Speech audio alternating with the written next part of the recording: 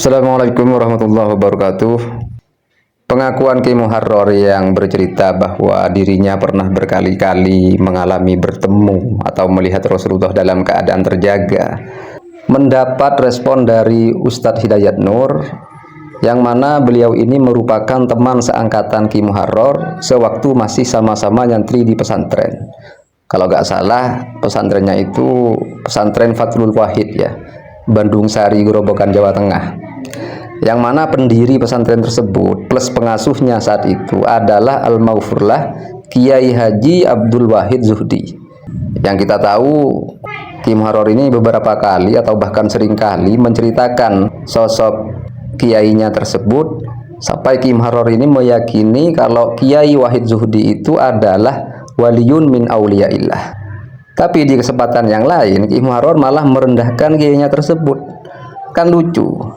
Jadi respon Ustadz Hidayat Nur beliau tuangkan dalam postingan Facebook beliau, melihat Rasulullah SAW secara yaqadhah atau terjaga dalam alam nyata, bukan lewat mimpi, biasanya adalah karomah dari Allah yang didapatkan wali-wali tertentu.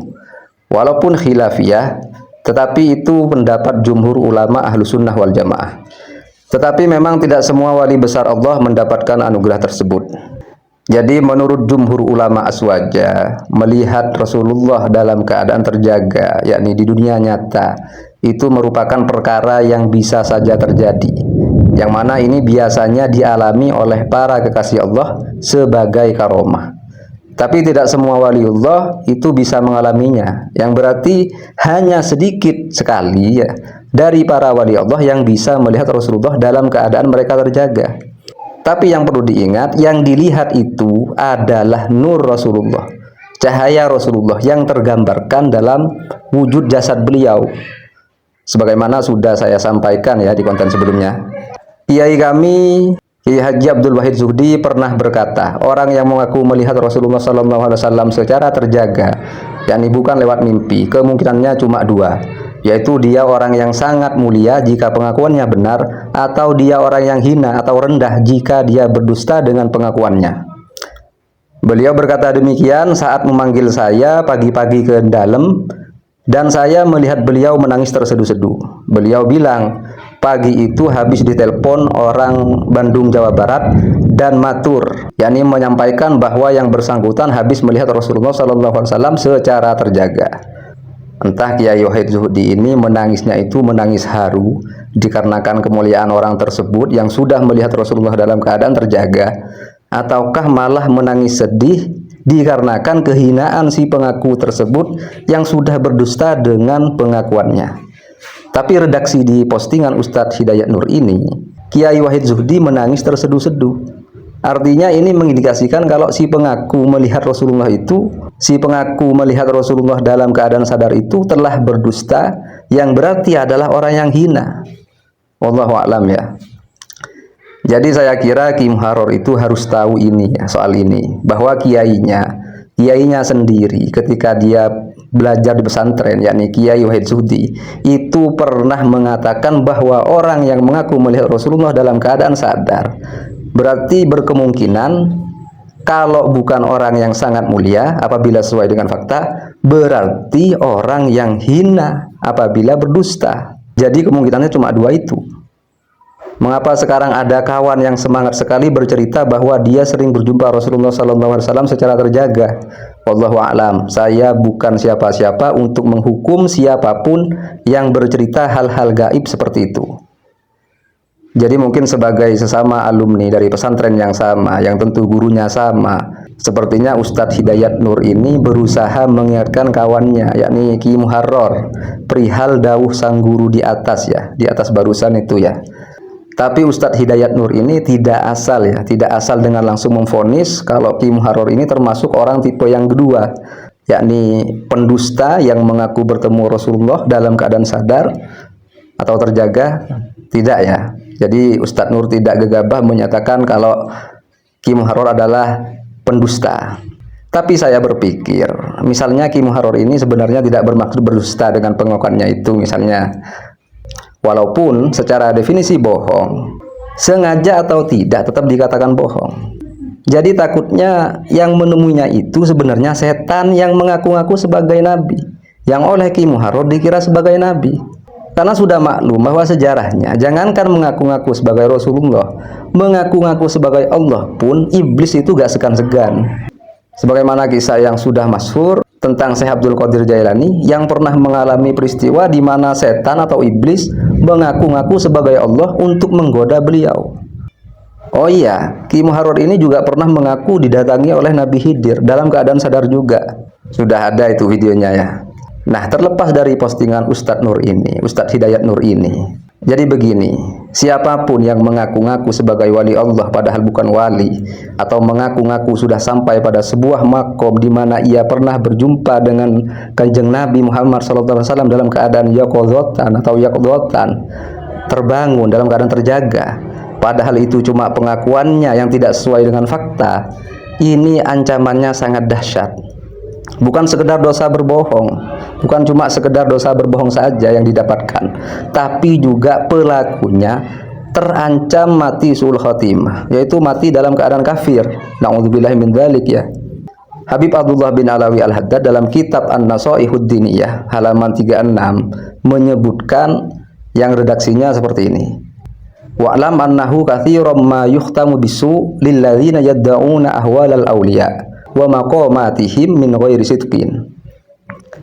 Dan ketahuilah bahwa seringkali atau tak jarang kejadian berakhir dalam keburukan, artinya mati dalam keadaan su'ul khotimah.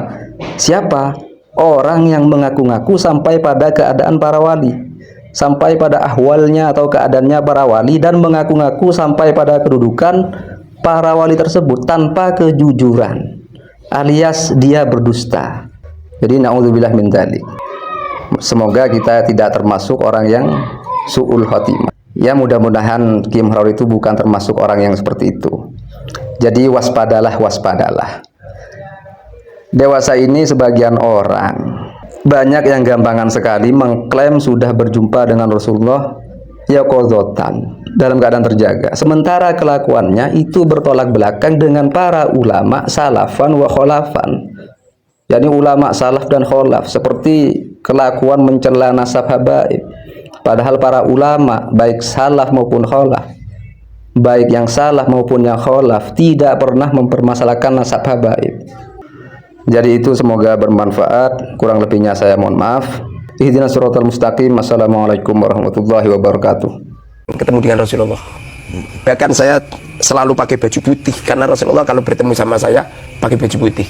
Kalau dengan saya kok pakai baju Jawa ya Rasulullah. Nah ya, jadi apa itu menyesuaikan yang tidak menyesuaikan mungkin, menyesuaikan. Jadi apa itu saya kalau ketemu sama Rasulullah nggak pernah dalam mimpi. Ya kodotan semua. Seumpama apa yang kami katakan ini dan yang kami istiadatkan ini salah, aku yakin Rasulullah mengingatkan kami. Saya itu curiga panjenengan bikin kitab Arba'in itu juga dibisiki Rasulullah. Seumpamanya ilmu kasaf itu boleh diceritakan, saya akan cerita di antara kamu itu ada ada Nabiullah Khidir, kita ceritakan. Berhubung itu nggak boleh, makanya enggak. Kadang-kadang Nabiullah Khidir itu berupa orang yang mendo-mendo, menjelma seperti teman kamu.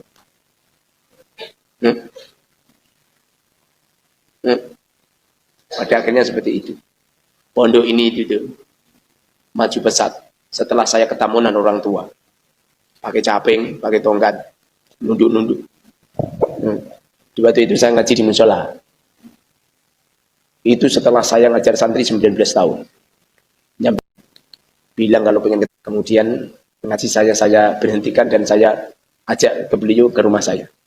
Di antara percakapan beliau bilang gini, Ustaz, ini pondok harus bayar. Kalau pondok ini nggak bayar, tidak akan maju. Dalam hati saya mengatakan, bagaimana? Uang digratisi aja nggak maju, apalagi kon bayar. Dulu pondok ini gratis 19 tahun. Saya ngajar santri selama 19 tahun itu nggak ada pungutan biaya 1%. Tapi beliau disuruh bayar. Bahkan beliau bilang, 1 bulan disuruh 1 juta. Mubarak maju puasat kalau bayarnya sudah 1 juta. Kalau belum bayar 1 juta, belum maju. Kalau sudah 1 juta, bayarnya maju besar. Jangankan 1 juta. Uang bayar 100.000 dulu. Setelah itu, beliau itu Kebetulan di waktu itu saya nggak punya uang sama sekali. Dan beliau minta uang sama saya 7 juta. Saya nggak punya uang sama sekali. Pada akhirnya uang saya tak kuras semuanya, tak berikan sama beliau semua. Tapi nggak ada 7 juta. Lalu masuk akal. Wong santri ini 19 tahun itu nggak pernah lebih dari 40 terus. Boyong 10 datang 10, boyong 20 datang 20. Itu tidak sembarang karya tulis itu. Kalau itu sembarang karya tulis seperti karya tulis tulisan-tulisan kamu. Makanya itu menjelajah di mana-mana. Setelah itu beliau pamitan. Di waktu pamitan kaget saya. Di waktu pamitan, itu tangannya yang masih muda banget. Kemudian saya lihat ini, karena beliau dipakai kerudung putih. Pakai kerudung. Ini nggak kelihatan. Penduduk ini terus, jadi nggak kelihatan. Setelah saya salaman, pakai tangannya muda banget. Kenapa? Cantik ya?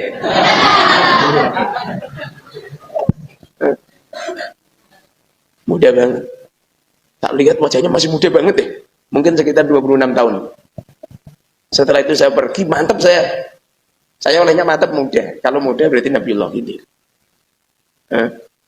Kalau masih muda Nabiullah Khidir. Cuma Nabiullah Khidir itu memang menjelma. Kadang berbentuk orang tua, kadang berbentuk anak kecil, kadang ya berbentuk pengemis, kadang apa itu ngamen, kadang cuma wajahnya kelihatan. Setelah itu langsung saya ngumumkan Pondok Pesantren Al-Mubarok itu bayarnya pendaftaran 1 juta.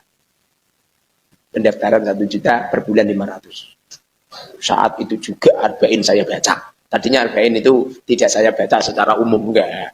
Ya sebatas santri. Saat itu juga saya kumandangkan di media sosial. Langsung jreng